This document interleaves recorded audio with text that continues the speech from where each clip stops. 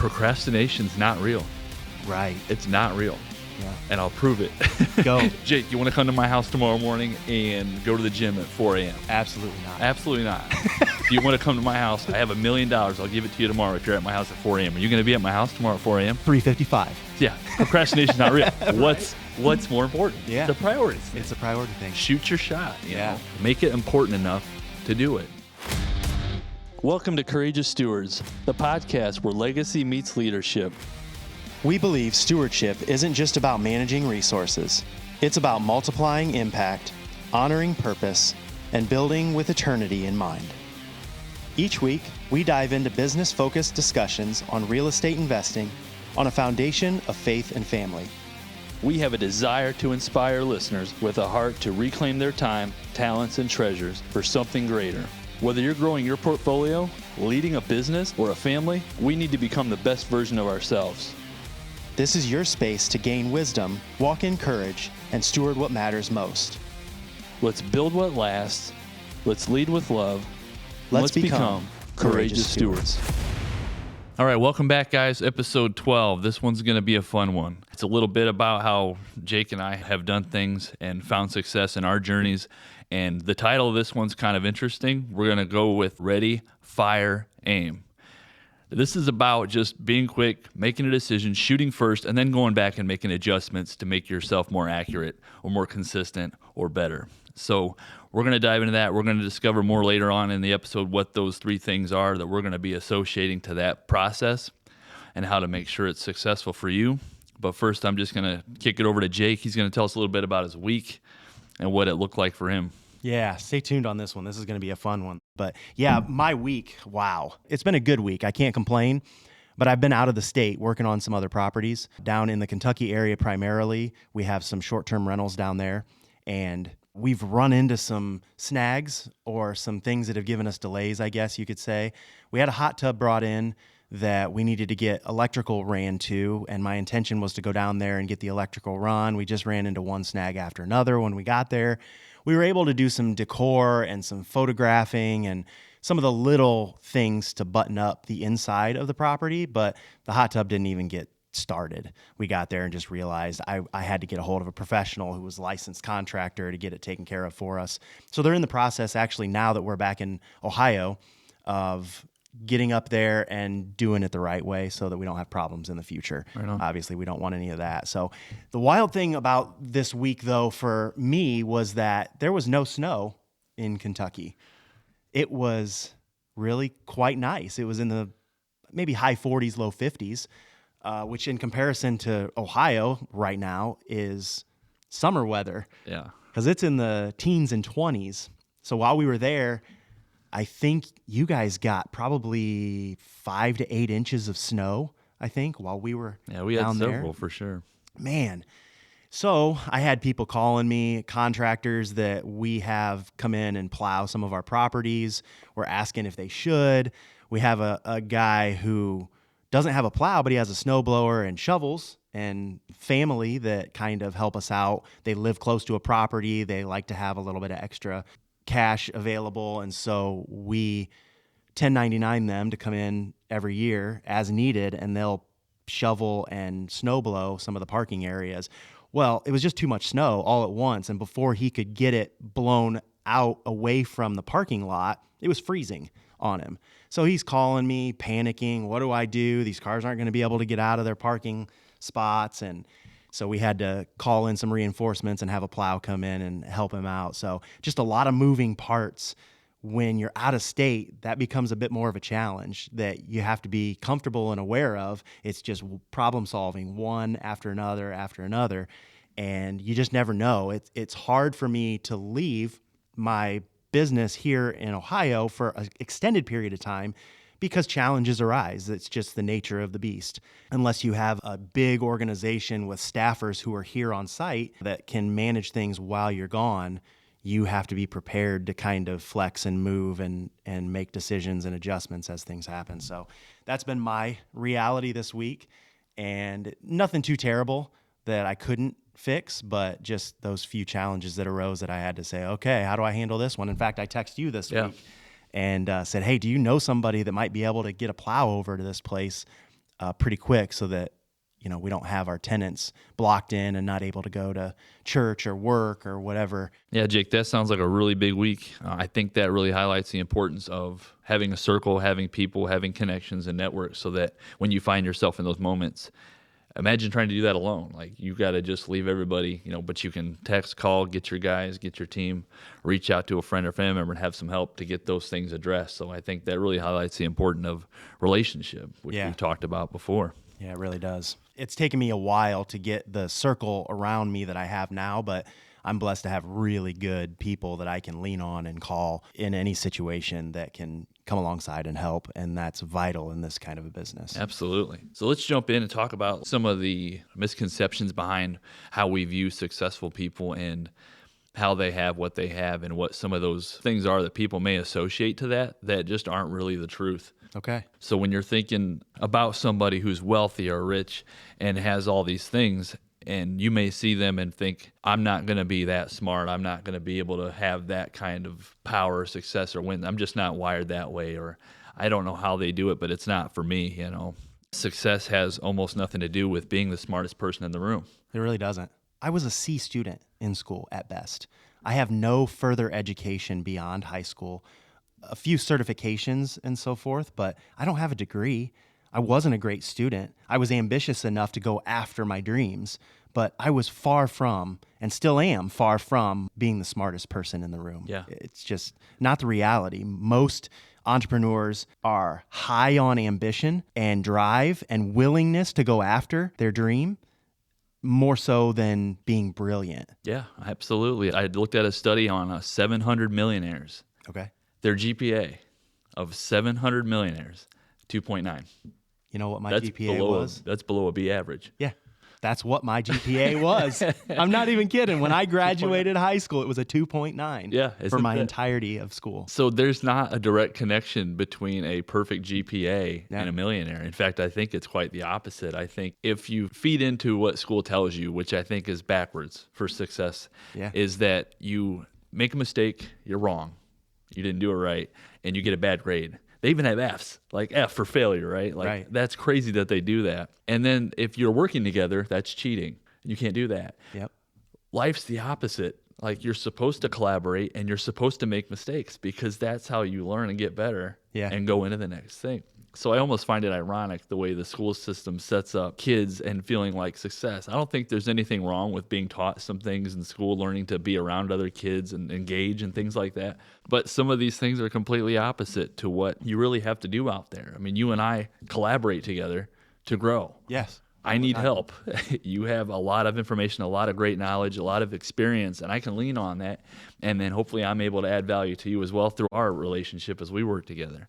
Yeah. And so collaboration's there, and we make mistakes all the time. We make mistakes on all the daily. The time. Yeah. And we miss things and we make mistakes, but we're going to do better next time. And I think that's interesting. And I used to have that same thought about successful people too, was I'm not enough.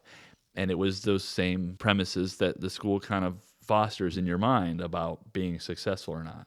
Yeah. Do you think that it has something to do with people who are willing to be action takers? Like, the A students a lot of times have fear that they're not going to do good enough. They have to do better. And for that reason, they never jump in and take action on that thing. The C student is like, I could fail, I could win. I understand both spectrums of this. I'm right here in the middle. I'm just willing to take the risk and jump. What do I have to lose? Let's do this. Let's get into it. We'll figure it out. We'll take a few steps back and readjust when we need to. But ultimately, I feel like there's maybe more of a fear with those brilliant, high intelligence folks. Yeah. And there's nothing wrong with them. They're brilliant for a reason, and there's a place for them. Absolutely. But I feel like a lot of times entrepreneurs and high wealth individuals are sometimes that way because maybe they're just not smart enough to see the risk. They'll push into it. That's and it's hilarious. like, we're going to figure this out. And maybe I fail, maybe I don't, but we're going to keep going one step in front of the other. Almost a little bit naive, into making decisions sometimes. Like, this will probably work. Like that kind of mindset. This will probably work. Yeah. And then you get into it and something does go sideways. And it could be bad, it could be small, but And just that willingness, like you said, almost to just be a little bit naive. Yeah. I'm a C student. I'm going to buy that house. I'm going to try this thing. I'm going to start that business. It may work. Hopefully it works. Hopefully it works. Let's try it anyways, Yeah. and I think there is some of that. And 10, 20, 30 years later, you're multi-millionaire, and you look back and everybody's like, you're brilliant. Well, how did you do this? Yep. I just got started. I barely passed high school. Right. but I took a risk, It's just such a funny thing that it's not the way we are taught and shown in schools. But you're absolutely right. High level, high functioning, high GPA people, they get the big jobs. Mm-hmm. They follow orders well, they follow rules well, and they get the information right. They focus on the details and they nail it. Yeah. And everything is done in a structured fashion. So you find yourself at the top level of a big corporation, a big business making good money. Yep. And that's where you go. Yeah, keyword job. Most of those really smart kind of people end up in a career, in a job. They don't work for themselves typically. That's not always the case, but there's always a ceiling in those occupations, in those jobs. You may be really smart in a certain area and you have a job for a great company and you're at the top of the pay scale in that company. There's still a ceiling there. And with entrepreneurship, there's no ceiling. Yeah. The sky's the limit. You're only as good as the ambition that you put in, and you're going to fail 10 times and maybe succeed one time, but that one success far outweighs the 10 that you failed at. Yeah. And you just have to be accepting of the idea that you're going to fail through the process. There are going to be times where you're going to look at this and go, daggone it, I didn't see that coming. Okay, well, let's step back and readjust over here, and we're going this way. Yeah. You know what I'm saying? Yeah, I think that takes some degree, a little bit of planning and a little bit of vision, even when you're going into something new.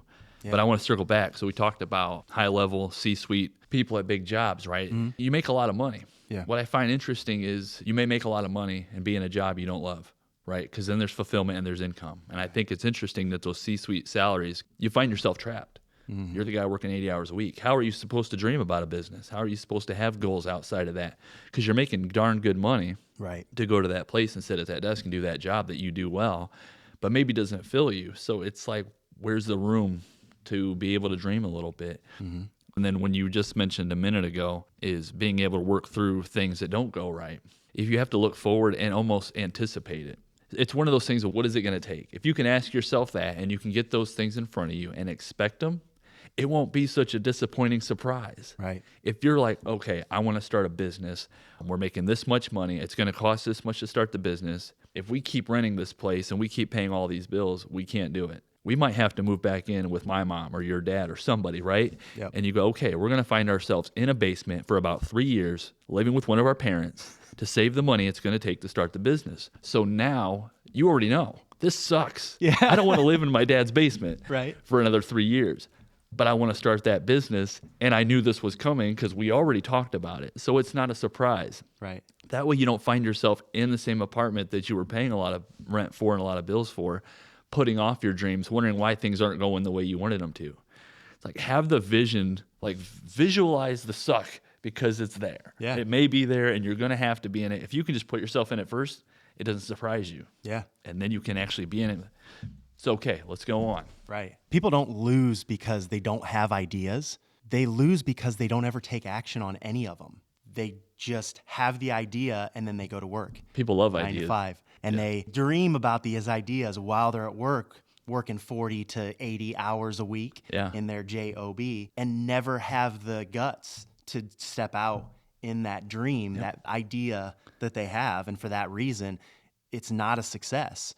Because you just didn't take action on it. Didn't do it. Just go do it. Do something. Find that thing that your heart leaps when you think about it and start doing it. Even if you do it for a while you have your job. You're going to have to. We did. both you have to. did. And, we both had fairly high income jobs before we stepped out of them and into this thing. And while we had those jobs, we dreamed and took action to start to put some of the pieces together to make it possible for us to leave that job. And so I just feel like it's an opportunity to encourage those people who dream but never do. Yeah. Just do. Just do it. Go do. Procrastination's not real. Right. It's not real. Yeah. And I'll prove it. Go. Jake, you want to come to my house tomorrow morning and go to the gym at 4 a.m.? Absolutely not. Absolutely not. If you want to come to my house, I have $1 million. I'll give it to you tomorrow if you're at my house at 4 a.m. Are you going to be at my house tomorrow at 4 a.m.? 3:55. Yeah. Procrastination's not real. What's more important? Yeah. It's a priority thing. It's a priority thing. Shoot your shot. You Yeah. know? Make it important enough to do it. Yeah.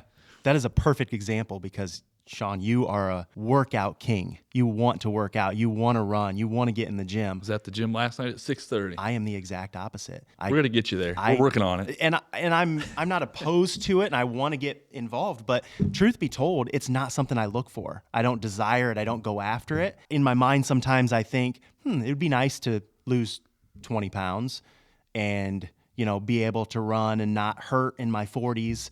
When I wake up in the morning, I don't ache and everything, but not enough to actually take action on it. And I think a lot of people are in that same boat. This is an example that really doesn't pertain to business, but you can parallel the two and understand how, you dream and have vision or ideas in the back of your mind that you never take action on. For that reason, you get fat and comfortable. You're going into a whole nother realm, right? You're going into discipline right now. Well, that's that thing of like choice over feeling. Yeah. And I don't mind working out, and I don't do it to bulk. I'm not trying to build. You're not going to catch me drinking protein shakes and wearing the muscle tanks, right?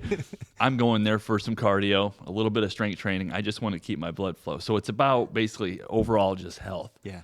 So my 3 things are typically spirit, mind, and body. So it's my Bible, it's a book, it's knowledge, information, and then it's taking care of my physical health. Then I start my day. But discipline would be a great one to have on here because that is what it is. But it all boils down to taking action. Yeah. Being disciplined, but also doing the thing. Yeah, you're so right. Not just thinking about it, but go do it. Put your running shoes on. Yeah. You'll find yourself at the gym. Right. Yeah, let's circle back here. So we have 3 things that we want to discuss that high-level entrepreneurs, business-minded people follow that are highly successful because of these 3 things. Number 1 is speed of execution. We've talked about that here already, but just being willing to jump on something when it presents itself and then step back down the road and maybe adjust a little bit, just your trajectory. But get started. If you don't get started, you will think about it for the rest of your life and never actually do it. The second one is the proximity to successful people.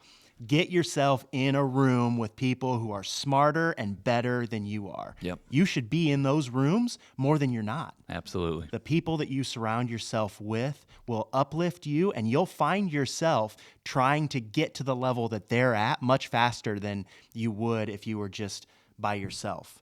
And then number 3 is the access to proven playbooks.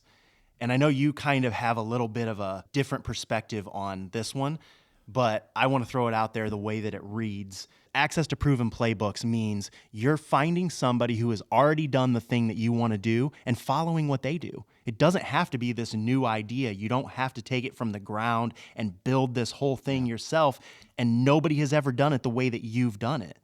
You can be wildly successful just doing what somebody else has already proven works. Those 3 things, if you can put those into practice, it will make you so much more successful in whatever it is that you're attempting to achieve. Yeah, agreed. So those are really good things that I'd like to dive into. So let's talk about the speed of execution. Winners don't overthink, right?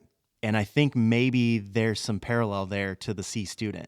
We just don't overthink. We're ready to jump in when an opportunity presents itself. That is so true. It's crazy. I'm sitting here just hearing you say that. I have ADHD. Yeah. ADHD, for me anyways, manifested in I need to get this done more than I need to do this perfectly.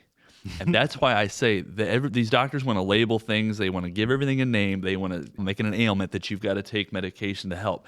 It's a superpower. That's exactly the word I was just thinking. Superpower. It's a superpower. Absolutely. I do go quick, almost to a fault sometimes. But it would be worse to sit there and be stuck. And we've talked about this a lot, that analysis paralysis, which is just the constant thinking and thinking and thinking about doing it perfectly. Yeah. So it's weird now to sit here with you on this podcast right now in front of our listeners and make that very connection that, like, my goodness, my whole school was getting it done and turning it in over doing it perfectly and being the best. Yeah. Like, that's wild. So I certainly don't overthink. I don't. I'm not capable of that, I don't think. That makes me think of that quote that perfection is the enemy of progress. And for that reason, I think those perfectionists don't progress like some of the maybe non-perfectionists, like you were saying. Your ADHD forced you to get it done as quickly as you could for the sake of efficiency because you couldn't focus on it long enough to really make sure that it was absolutely perfect. Yeah. But you have the ability to get a lot more done than most because you move at a pace that's far quicker than others. I think you still have the wisdom and the understanding to pause and reflect a little bit on what you've done and maybe where you can change or move, shift a little bit. Yeah. But ultimately, your superpower is that you're able to execute quickly. Yeah. Boom, boom, boom, boom. We're moving, we're shaking. I'm done with that. I'm moving on to this. Yeah. Let's keep going. You know what I mean? Agreed. And that helps you to build, even if you do make some mistakes along the way and you back up and you adjust them and maybe correct them, or maybe you just forget about them and you move on. Like, not everything has to be backed up and corrected. Yeah. Sometimes that mistake is just in the past. Yeah. You know what? That reminds me of this podcast. We had no idea what we were doing. We still don't. Still I'm don't sure most of the I'm sure they days. know that. But truth be told, like, we have just decided that we're gonna step out. Like, we're gonna go do something, you know. And this thing, it felt like we were being called to it, and so we are willing, maybe if we're not even able necessarily in the moment. I can't count the times we said we don't know what we're doing. Oh my We've said that goodness. way more than we've got this or we're going to nail it today. Yeah. Like, it's always more uncertainty, but it's just doing it anyways and Yeah. hoping that we reach somebody and make a difference, you know, and an impact. Right. That's the desire with It this whole is. thing. And we're going to make a ton of mistakes along the way. We know that. We're accepting of that fact. Yeah. And we hope that there are a lot of people that can gain some value from what it is that we have to talk about. We're in the real estate space primarily, and there's a lot of people who are interested in real estate and just don't know where to start. For sure. They don't know what to do. They don't have the fortitude to take the risk because they may fail, and failing in real estate can be very detrimental. You can go back to zero and live in your parents' basement for years while you figure it all out again. Have the vision for it first. You know? But if you put a few practices in place, it's really hard to actually fail in real estate. You have to really make some stupid choices and continue down that path. If you can just make a few wise decisions and surround yourself with people who have already made some of the decisions that you have to make next, they're going to show you kind of the direction that you need to go. And I think that's a perfect transition to this proximity of successful people that you're around. Well, I want to. Do you have anything else you want to say? I want to stay on this one just for a minute. Okay, cool. Because you talked about failing, and I think you and I have adopted the fail fast and fail forward, right? If you're going to fail, don't stay hung up on it. Don't talk about it too long. Get it fixed. Get it taken care of if you can, and then move on to the next thing, right? Yep. Fail fast, fail forward. Right. So those are two things I would say. There's a tremendous cost to waiting on moving, which we've talked about before, and that can be compounding to big time amounts if you wait too long. If you think about it, for me, we were just talking about making the decision and executing prior to having all the answers. Yeah. I think you're far better. A great example is make an 80% confident decision and not focus on a 100% confident decision, and you'll go farther. Yeah. So being willing to sacrifice a little confidence to execute, well worth it every time. That brings up a story that parallels what you were just saying. I've bought several properties on the courthouse steps, and one property comes to mind in particular that we went to the courthouse. We knew that this property was one that was not far from us, and it would be an easy purchase and an easy rehab, and we could put somebody in it for pretty inexpensively. And so we went to the courthouse steps with a price point of $50,000 that we wanted to stay under.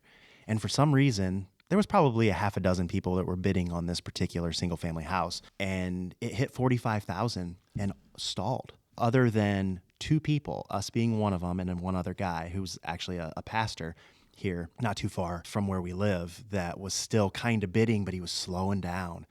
And it just, in the moment, made us pause for a second and think, have we made a bad decision that we should elevate our price point to that 50,000 mark? Because when it hit 45, everybody stopped except this one guy. And we're like kind of in disbelief. We thought, we're not going to get this for the 50,000 mark, but that's what we're comfortable paying.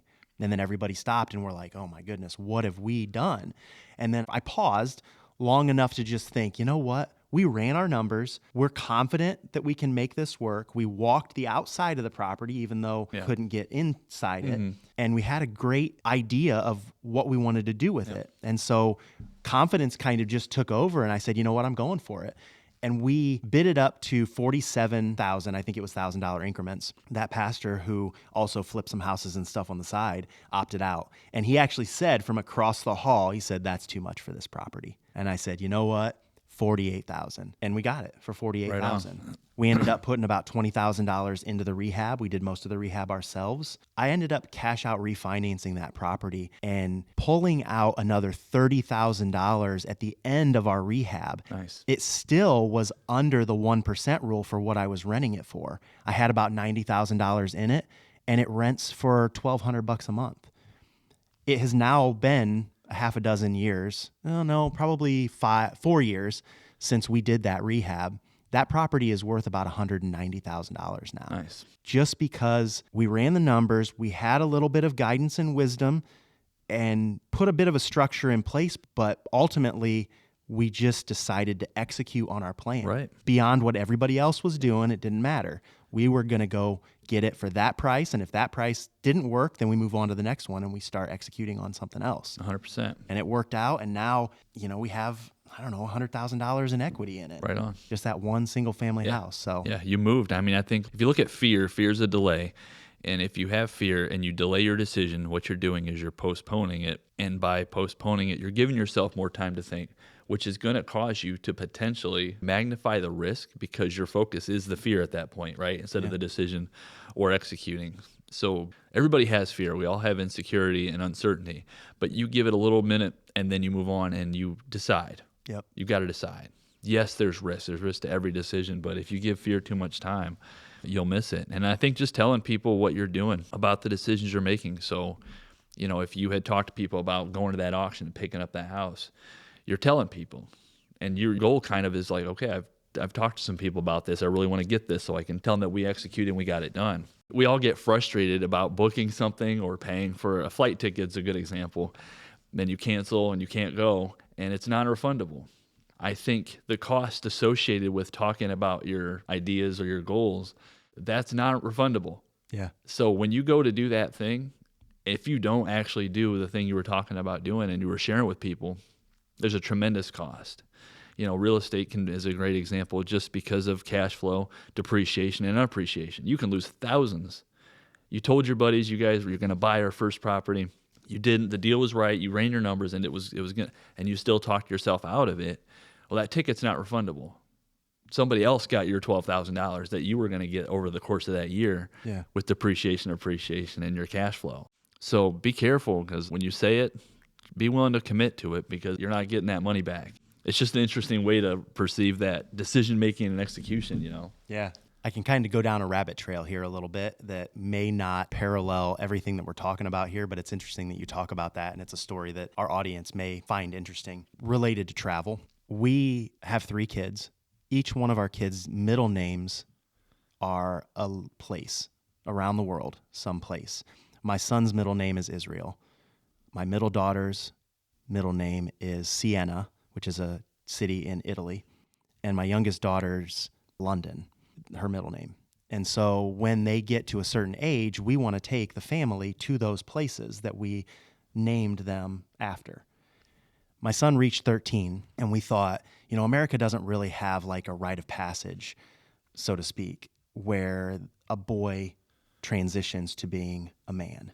Most tribes and stuff have that, and America doesn't really. And so we wanted to take this opportunity for that purpose. So we booked a trip, purchased our airline tickets to Israel, had all the lodging worked out, everything, and war broke out in Israel against Gaza at that time. They canceled everything on us, and we did not get a full refund. We had insurance, but it only paid us a portion back of what we had spent. This was thousands and thousands of dollars. And, in the moment, it was like, gosh, did we make a bad decision? Did we we jumped the gun here when we probably shouldn't have. We got a little too excited and ambitious. Maybe we should have thought a little more about it and recognized the turmoil in the area over there before we jump at the opportunity and try to set this up. And so we decided, you know what, we still want to do something for him. And for that reason, we gave him the choice of where he would like to go in substitution for Israel. And we still would like to, at some point, take him, our whole family, to Israel and see the Holy Land and everything that the Bible tells us about that you can actually physically put eyes on. We're so excited to see some of that stuff. But he decided to go to Hawaii instead. And so we took him to Hawaii for a week. Never had been there. I just think about like the best of the best of the best for us would have been Israel, right? That was our vision. That was our plan. We started to execute on it. It just didn't work out for no fault of our own. We stepped back. We made an alternate decision. It was one of the best experiences, travel times that we had in our life, and we got to take our 13-year-old son there for a week and just live it up. That's a pretty good alternative.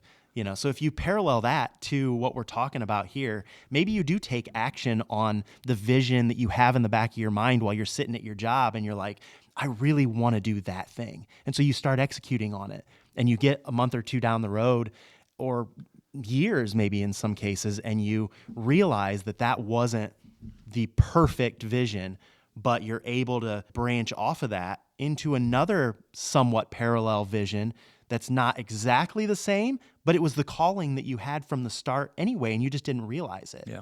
But you were able to use that first idea to get you started, to get you rolling. And then when you realize, you know what, that's not necessarily the right thing, but I think this might be over here. Now an opportunity has presented itself. We're going this direction. Best decision we ever made. Yeah. So speed of execution, I think, is vital for anybody who is thinking along the lines of wanting to be an entrepreneur, to invest in real estate. You have to be willing to jump when opportunities present and, one step in front of the other and see what happens. Continue to be faithful to your vision and your dream and adjust as necessary. So why don't we move on? I think proximity to successful people is one that we both feel really strongly about, that you really need to surround yourself with good people that have already done things that you have the ambition to do. There's a saying out there that goes, you're going to be the average of the 5 people that you hang around most. I believe that so much. True. If you hang around people who are, I don't know, we can go any direction with it, addicts, you're going to be an addict. If you hang around people who are negative and complain about everything, you're going to be negative. Yeah. If you hang around people who are high earners, high thinkers, entrepreneurs, ambitious people, they're going to pull you up to their level. Yeah, you're naturally going to want to raise your bar. Exactly. Yeah, so it's so vital and important for you to be around people who are like-minded and ambitious and have already done a lot of the things that you want to do. Because if you put yourself in those rooms, 99 times out of 100, 12 months from now, you're going to be way further ahead than you thought you would ever be, just because of the sphere of influence that you have around you. Yeah, so your environment is tremendously important. You can look around at where you're at, and if you take time to really assess who you're surrounded by, you can see why you're where you are. Now, I know that reaching out and getting around people is a little uncomfortable, a little intimidating maybe, but it's just so important to get around people that can pull you up. I think there's a couple of really good ideas here for people who want to get started putting themselves in rooms with others who have already done what they want to do, but don't really know where to start. You sit back and you think, well, I don't know anybody that is a real estate investor. How do I put myself in that room? There's a couple of things, actually 3 that come to mind right off the bat. Number 1, find a masterclass. Pay to put yourself in a room with those people who have already done the things that you want to do. And a lot of times that may mean some travel. One example that comes to mind for me and my wife, we are in the short-term real estate space with some of our properties, and there's a lot that we had to learn. We had no idea the difference between long-term and short-term and how you have to be hospitality-minded.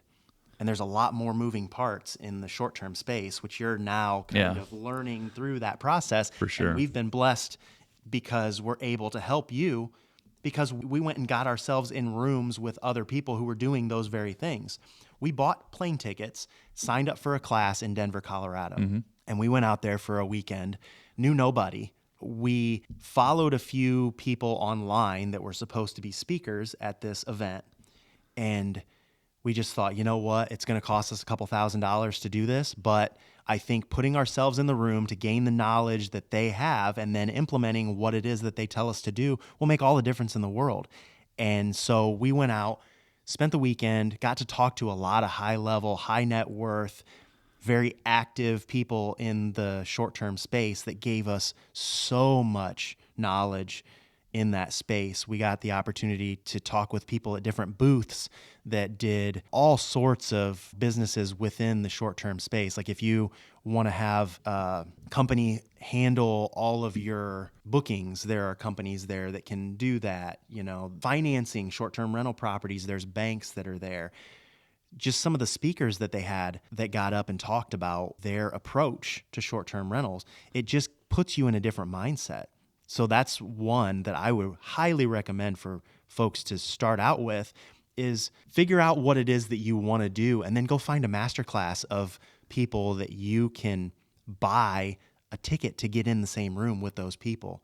It will accelerate how fast you're able to improve and get to the place where you want to go. Another opportunity, most local areas have a real estate investment group, a RIA. Real Estate Investment Association is what that stands for. Look up RIA in my area. Those are people who are doing what it is that you want to do in the real estate space. They're going to be everything across the board, from commercial to residential and everything in between, lenders, real estate agents, all that stuff. But it'll put you in a room with people for very low cost, if cost at all, where you can go have a meal with those people. You can talk to them about what they do. They can pour into you. You can learn from them, and it's almost free. And you learn and gain relationship just by doing that. People that you will talk to for the rest of your career or life in some cases. You can get some really close friends from those type of get-togethers. And the third one that I would recommend is find somebody online. There's so much on social media that you can find somebody who's already done the thing that you want to do. So dig into finding those people and then absorb all of the content that you can from them. You're going to learn a ton. I still think that there's a lot of need for community. Like, you need to get out there. You shouldn't just be doing all of this 100%. Yeah. At home in your bedroom, in your pajamas, watching a bunch of videos on what other people are doing. There has to be an action step to that. And a lot of times the first action step is putting yourself in the room, meaning get out there and do it. But a great place to start is just to find the people in the niche that you're most interested in on social media who have already done what it is that you want to do, and then figure out everything that they've done. All you plan to do is replicate those things to make yourself successful. They've already done it. So that's the third one that I would recommend. That's a good starting place. Just find somebody online, social media, absorb all their content, and while you're doing that, find a place that you can plug yourself in with a group of people doing what you want to do, and they'll elevate where you're going. Yeah, those are great, Jake. I've been to a couple conferences for that same reason, and there's just something about, you got to pay to get in the room sometimes, but the energy is electric in those spaces. These people are winning, and you can just feel it in the atmosphere. Yeah. And the energy is contagious. So you see it, you feel it, and you want it. And so when you realize too that you're talking to, these are people that are high level achievers for sure, but they're on year 10, they're on year 15. They've won. They're there. And you got to be careful not to compare your first year to their year 10. Oh yeah. So don't be intimidated by being around a high caliber achiever, because it just means your journey's starting, but you're in the right room, So there's tremendous value in being there. And you got to remember too that there's a law of attraction. I think John Maxwell has it in a couple of his books. And this is important to remember, because you're going to attract levels that are lower than you. So let's say there's a 1 to 10 scale. If you're a 5, you're going to attract 3s and 4s. There's nothing wrong with that. They just see better in you and they want your energy, so they're going to be drawn to you. So if you're a 7 and you're going to attract the 5s and 6s, but you're going to be drawn to the 8s and 9s. It just makes sense. I need to be closer to somebody better than me, like Jake was saying earlier. So there's a law of attraction. What that's going to tell you is that if you start to press into this desire to have a proximity to successful people, it's going to be an intentional decision. It cannot be a passive behavior. Right. You will passively attract people that you can pour into. But if you've got to level up, you need to go push in. Like Jake, you were just saying, you nailed it earlier on your 3 points.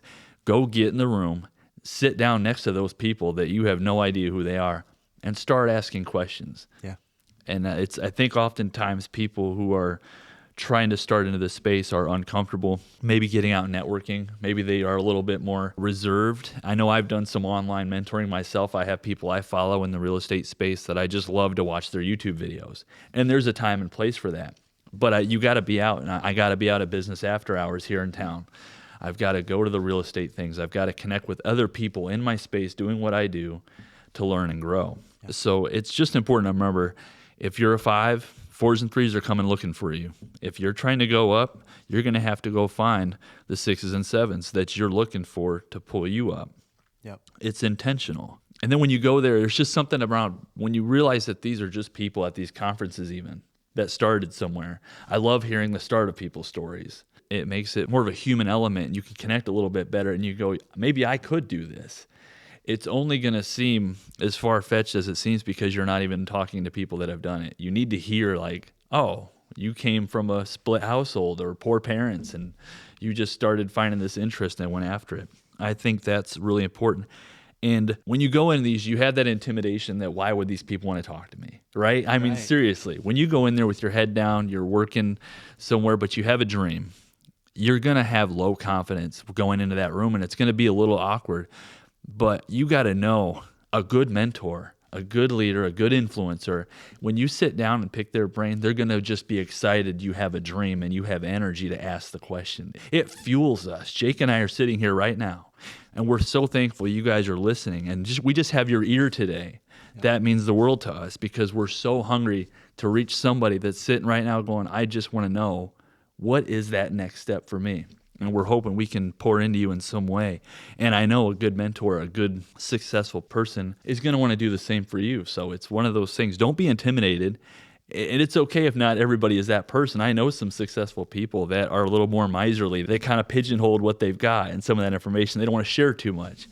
But you're going to find far more that are just cannot wait to share with you knowledge that they can give you to help you grow. I've seen that more often than I see the other, you know. That's funny that you say that because while you were talking, I was thinking that very same thing. It's funny how in this industry, especially the real estate space, there are so many people out there that just thrive on helping the next person figure it out, you know? Like, that's exciting. Yeah. There's so much out there, and I think you're right. There are those people who kind of want to miser it and keep it all to themselves. They see it as a competition. They see it as a competition. But you'll find that those people are pretty few and far between. More people are of the opinion that they want to help. They find it exciting when somebody who is in a position that they were in years ago has the desire to do and be what they are now. Yep. And they have the opportunity to reach back and pull them up and help them learn more quickly so that they don't have to go through some of the struggles and pains that they went through. So you'll find more times than not, especially in the real estate space, and I would say probably in a lot of spaces, we are far more interested in supporting, encouraging, giving information, trying to help you achieve the goal that you have than you would probably expect or think. Most people who have no experience think, well, they're not going to give me the information that I need. They're not going to help me out. Why would they? That means that they're not going to get the deal that I want. That's not the case at all. There is so much out there. I actually kind of have a desire that I can, because I think this is good leadership. I would love to have somebody come along, want to be coached, want to be helped, and then pass me. Yeah. You know what I mean? I'd love him to come back and be like, dude, I got more properties than you do. I'm like, what? Awesome. Yeah. What kind of financing strategies did you use to make that happen? Because I remember when we talked originally, you were struggling with financing. like that reflects well Yeah. on how well you led, how well you influenced, and how well you taught. Yeah. So I like talking about that a lot, and I talk about it to the coaches at the church there. A good leader, his team's better than he is at what he does. And so I'm motivated by that thought. It's almost like you want to get to the point where you're celebrating the person that you poured into because they've superseded what it is that you were capable of giving them. Yeah.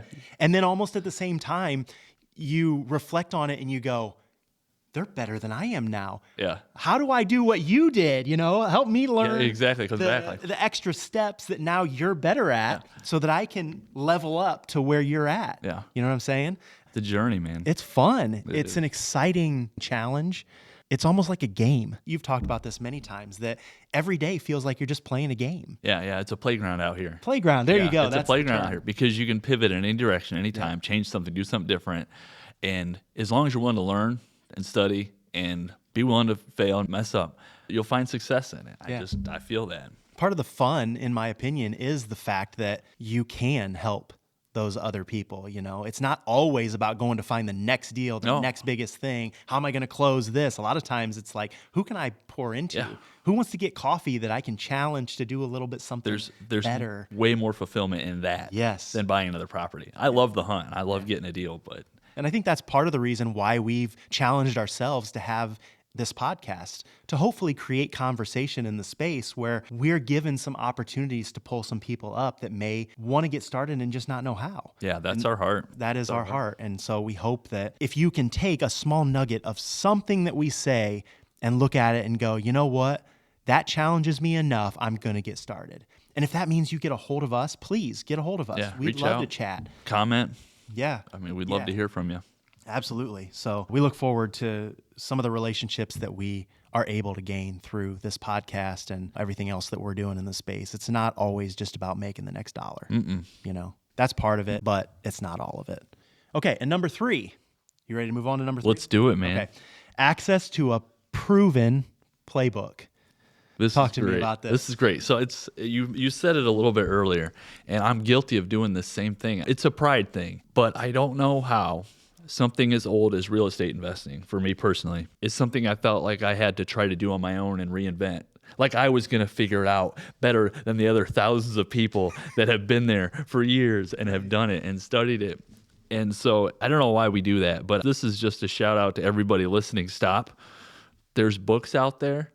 They're going to tell you everything that they've been through, the stuff you know, the stuff you're thinking about, and the things you aren't thinking about. It's funny, the one book I had read about real estate investing, it started out differently than I thought, because real estate's about houses, rents, cash flow, appreciation, all these things that I knew was like real estate. You know what step 1 was in his book that he wrote about real estate was have a supportive partner or spouse. Yeah. It was like, I kind of knew that. I mean, you got to have a good partner alongside you that's supportive in anything. But that was so interesting to read in a book about real estate. Man, I read that whole book, and there was just nuggets in there all throughout of these things. And I read books and I listened to more stuff, and it's just, don't reinvent the wheel. What you'll find is you're going to bang your head on the wall, and there was a book out there or a piece of information that told you exactly what to do before that situation got there. So Yeah. be willing to read and learn. I don't know why we all feel like we have to reinvent it. And it's even easier now to get information. It's just going to say that. Let's go into AI. Yeah. You could have a very specific question about a specific circumstance, about a unit or something, and just put it in there. And AI is going to really give you some good information because it'll go scour the internet from these experts, from these knowledge resources, and it's going to put it together and give it right in front of you. You're going to try those things, and likely one of them will work. Yeah. The most basic and simple way to do this is now Google, almost every question that you ask Google, it gives you an AI answer. Right at the top, yeah. Right at the It top does. to that question. For those that may not be as tech savvy, it's really just as simple as going to Google, typing in the question, hitting enter, and reading the top answer to what it is that you asked. That's an AI prompt. Mm-hmm.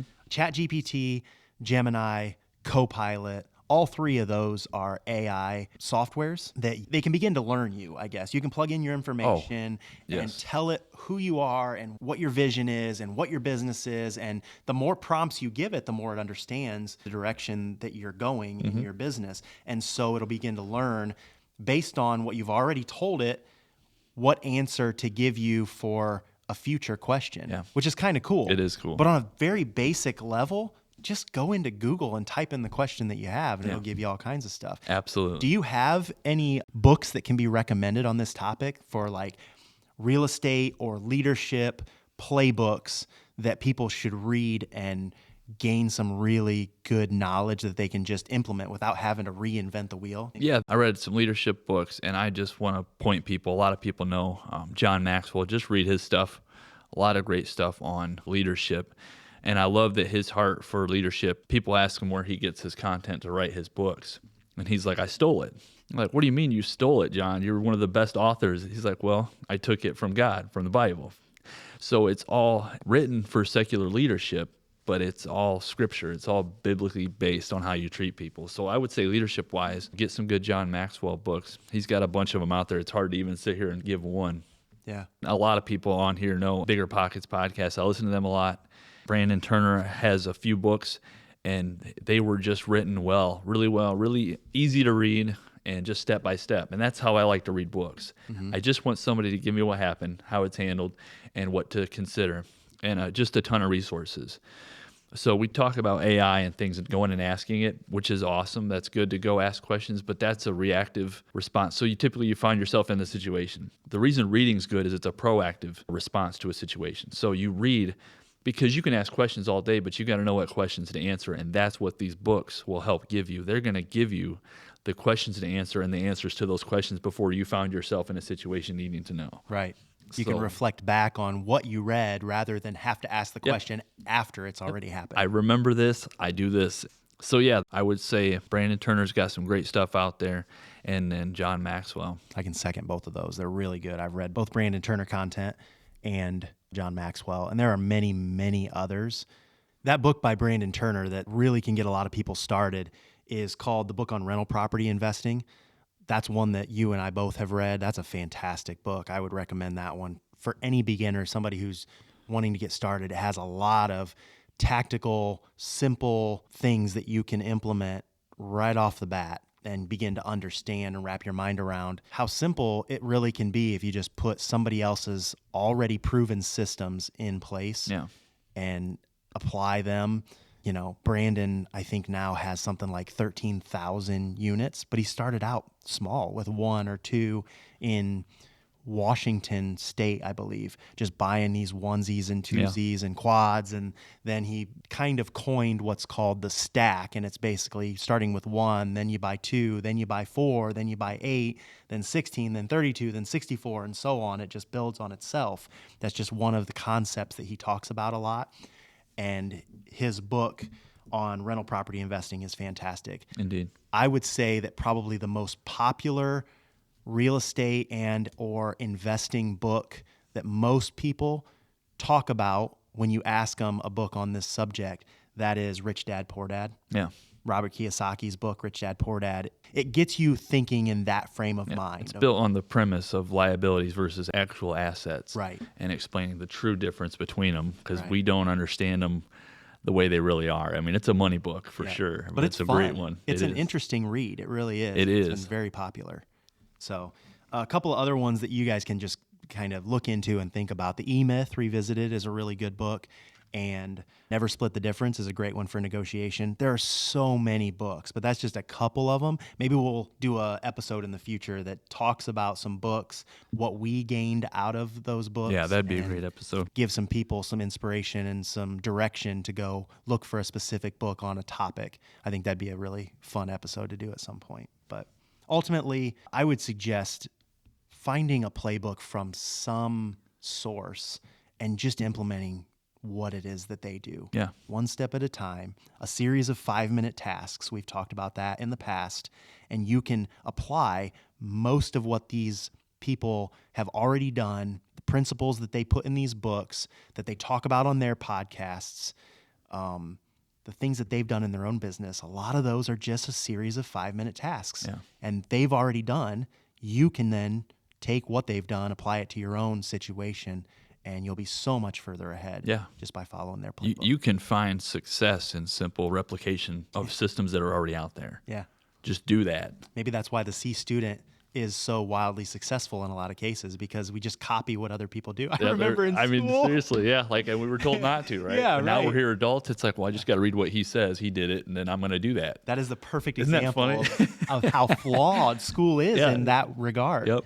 It's like now you just cheat off of what other That's people all- do. that's all it But they is. tell you when you're in school you can't do that. Yep. I get it, but at the same time, you want to find the people that are wildly successful and do what they Just do. do what they do. That's it. That's what I told my dad. He's like, man, you're really changing around a lot. I'm like, I'm studying rich people and I'm doing what they do. Yeah. That's what I told him. I said I was just reading books from rich people and then applying the same content. Yeah.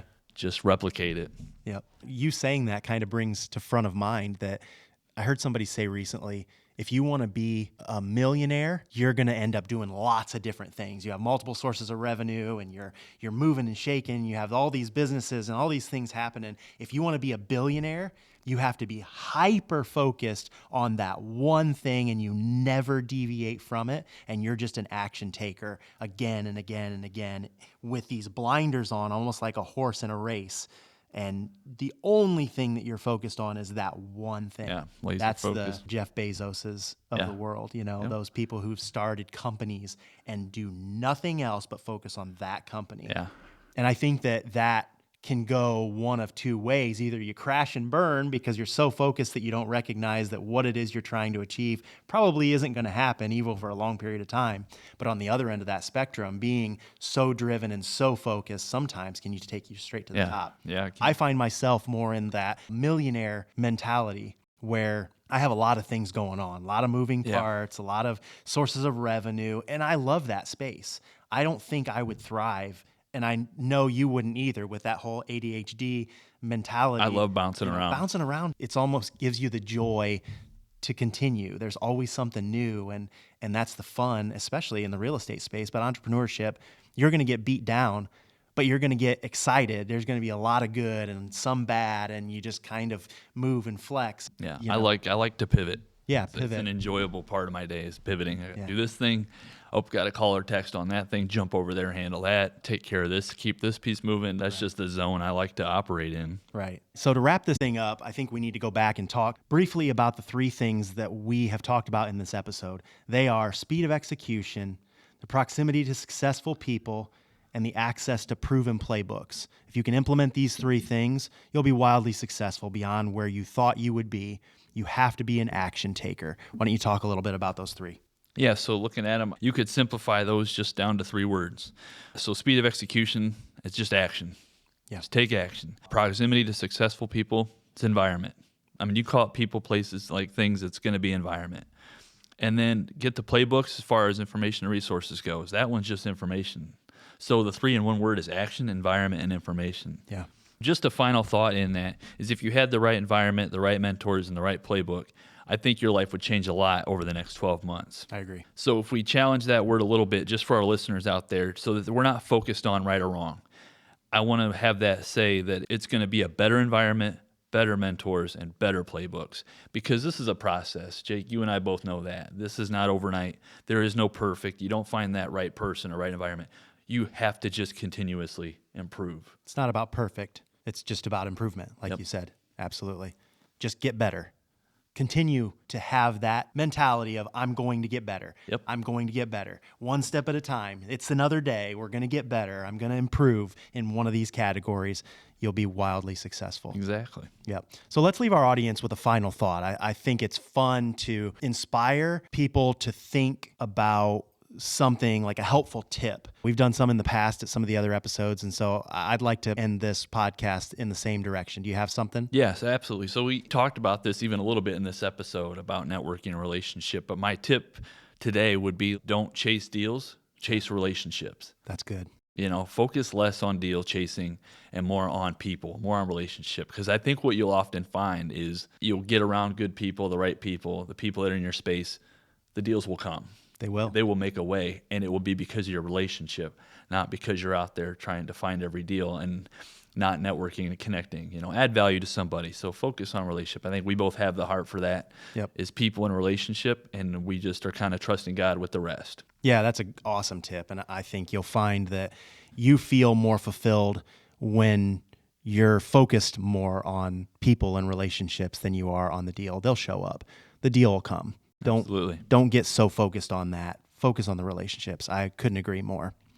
Guys, we're honored. We're thankful that y'all tune in to listen to our conversation. We hope that you'll continue to. Go find us on whatever platform you like to listen to podcasts. We're on all the social media platforms. We have shorts, some long form content, of course, each of these podcast episodes. So subscribe, plug in, watch some of our content, and we hope that you guys can gain some inspiration, excitement, knowledge from something that we're putting out. Make it a good week. We're blessed that y'all came to listen to us. Have a good one. Thanks for joining us today on Courageous Stewards, where legacy meets leadership and faith fuels the journey. If this episode stirred something in you, share it with someone who's ready to step boldly into their calling. Subscribe, leave a review, and stay connected as we continue to explore what it means to lead with conviction, serve with excellence, and build with eternity in mind. So until next time, keep showing up, keep stewarding well, and remember, courage isn't the absence of fear, it's obedience in motion.